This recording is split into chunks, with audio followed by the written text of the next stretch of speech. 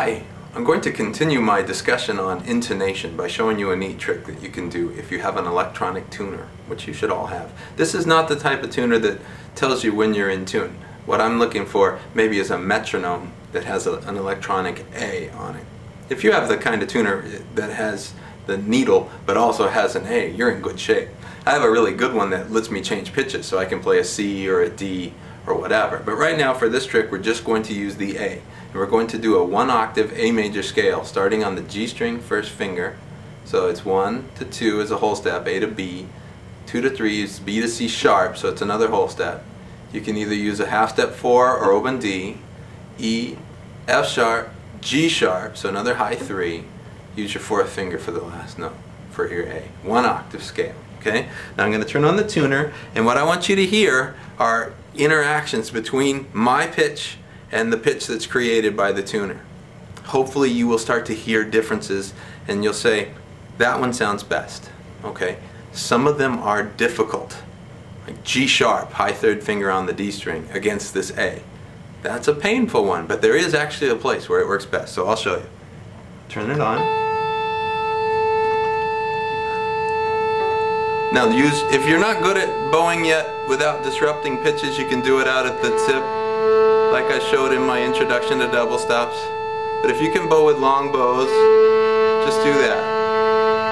Right away, if you're a little low or a little high, you're going to hear it. So maybe right there. Tough one. Too low, too high. Right there. Now this one, if I were playing it without the A, I might play it a little on the high side, but with an electronic A pitch droning away, the 3rd note needs to be on the low side to be incredibly smooth. If it's up here, it's not incredibly smooth. Right there. If you have it on the low side, then your half step to 4 may be a little larger than you're used to doing,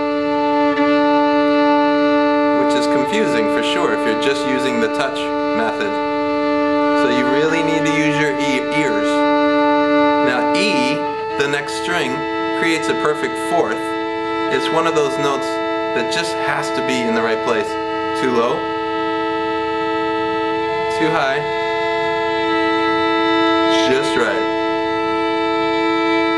F sharp. If I play it on the high side, doesn't ring smoothly. Low side, again, right in the middle. G sharp. Low side, this is a tough one. High side, almost an A. That really doesn't sound good. You want it to be dissonant on purpose. And then A. Understand? I will tell you, and it's very confusing, but it's true that not everybody would play the 3rd note of a scale in the same place. If you're playing a melody, you might like it on the high side, or if you play it on the low side, people will say you're flat. But if you're playing with that drone A, it needs to be on the lower side. And by lower side, I mean about this much lower. That much is all. Now if you vibrato on it, you know, it all disappears anyway. So we're talking about no vibrato so you can hear the finest subtleties, okay? Anyway, good luck.